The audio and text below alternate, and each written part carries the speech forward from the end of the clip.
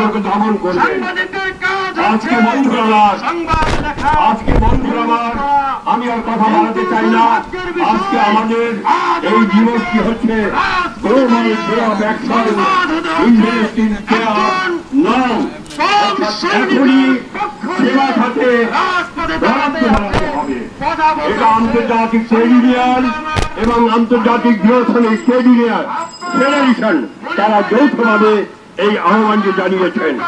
আমরা বাংলাদেশের জনগণের পক্ষ থেকে, বাংলাদেশের শ্রমিক শ্রেণীর পক্ষ থেকে এই আহ্বান। জি, আমরা দেখতে পাচ্ছি আপনারা দীর্ঘদিন যাবৎ মানববন্ধন করে যাচ্ছেন, শ্রমিকের নিয়ে কথা বলছেন, সততভাবে তাদের শ্রমিকের পাশে আপনারা সেবাগুলো দিয়ে থাকেন। আজকে যে মানববন্ধন করছেন এই উদ্দেশ্যটা একটু বলেন। আজকে 29শে October global day of action, এবং এই গ্লোবাল ডে অফ অ্যাকশনের মূল স্লোগান হচ্ছে ইনভেস্ট ইন কেয়ার নাও, অর্থাৎ এই সেবা অর্থনীতিতে বিনিয়োগ বাড়াতে হবে, রাষ্ট্রীয় বিনিয়োগ বাড়াতে হবে। কারণ আমরা লক্ষ্য করেছি যে করোনা সংকটের সময় যখন লকডাউন ঘোষণা করা হলো দুনিয়াব্যাপী, তখন সব কিছু বন্ধ হয়ে গেল, কিন্তু মানুষের জীবন থেমে নাই এবং মানুষের সেবাও কার্যক্রম থেমেছিল না। কিন্তু এই সেবা খাতে যে লক্ষ লক্ষ কর্মী কাজ করে দুনিয়াব্যাপী, তাদের জন্য কোনো আইন নাই, তাদের নীতিমালা নাই, তাদের কোনো বেতন কাঠামো নাই, তাদের জীবনের নিরাপত্তা নাই। তো আজকে আমরা এই দিনে দাবি করছি যে এই অর্থনীতিকে, সেবা অর্থনীতিকে ঢেলে সাজানোর জন্য আগামী বাজেটে এই খাতে বরাদ্দ বাড়াতে হবে এবং এদের জন্য নীতিমালা ও আইনি সুরক্ষা নিশ্চিত করতে হবে। ধন্যবাদ আপনাকে আমাদের বাংলা টিভি 71-এ থাকার জন্য। থ্যাংক ইউ আপনাদেরকেও। দর্শক, বাংলা টিভি 71-এ চোখ রাখুন। এখন আমরা দেখতে পাচ্ছি হাজারে হাজারে মহিলারা আজ জাতীয় প্রেস ক্লাবের সামনে মানববন্ধন করছে। আসলে তারা দীর্ঘদিন যাবৎ মানববন্ধন করে যাচ্ছে। এই বিষয়টা নিয়ে আমরা একটু কথা বলবো, আমাদের সঙ্গে থাকুন। আসসালামু আলাইকুম। জি ম্যাডাম, আজকে দেখতে পাচ্ছি আপনারা প্রায় মানববন্ধন করে থাকেন, হাজারে হাজারে মহিলা শ্রমিক নিয়ে। আসলে বিষয়টা কি একটু বলেন। মূলত আজকে আমরা যে জন্য দাঁড়িয়েছি সেখানে হলো গ্লোবাল কেয়ার ওয়ার্কার্স ডে উপলক্ষে আজকে আমাদের এখানে দাঁড়ানো।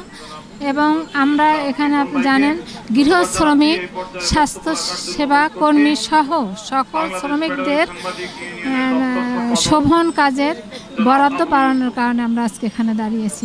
কারণ গৃহ শ্রমিকরা আপনারা দেখছেন যে তারা সেবামূলক কাজ দিচ্ছে, তারা যে সেবা দিচ্ছে, অথচ তাদের শরীরের কোনো যত্ন নিতে পারছে না তারা, এবং তাদের যখন অসুস্থ হয়ে পড়ে তখন তারা কিন্তু কোনো সেবা পায় না। একই কারণ যে তাদের অর্থনৈতিক যে সমস্যা, তারা যে কাজ করতেছে সেই তাদের ন্যায্য মজুরি তারা পাচ্ছে না। তাই আজকে গ্লোবাল ডেতে তারা দাবি করছে সরকারের কাছে যে তাদের ন্যায্য যে মজুরিটা তাদের সরকারে নির্ধারণ করে দিতে হবে, এবং সামাজিক যে তাদের নিরাপত্তা, সেই নিরাপত্তার দায়িত্ব সরকারের নিতে হবে। কারণ সামাজিকভাবে তারা প্রতিনিয়ত হেয় প্রতিপন্ন হচ্ছে।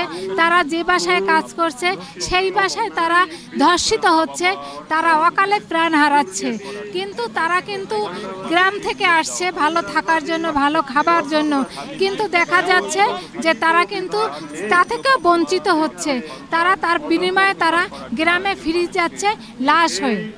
তারা লাশ হতে চায় না, এবং তারা আজকে এই ডেতে তারা দাবি করছে সরকারের কাছে যে তারা একটা নীতিমালা পেয়েছে 2015 সালে। সেই 15 সালের সেই নীতিমালা আজ পর্যন্ত বাস্তবায়ন হয় নাই। সেটা বাস্তবায়ন এবং একই সাথে সেই নীতিমালার আলোকে তারা একটা আইন চাচ্ছে।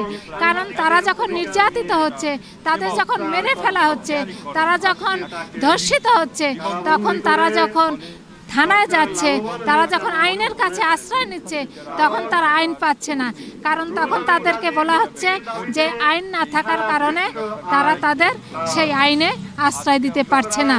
যার জন্য ফাঁক ফুকর থেকে সেই যে অপরাধী, যে তাদের ধর্ষণ করছে, সেই ধর্ষক বা যারা তাদেরকে মেরে ফেলছে, তাদেরকে সে আইনের ফাঁক ফুকর থেকে বেরিয়ে আসছে।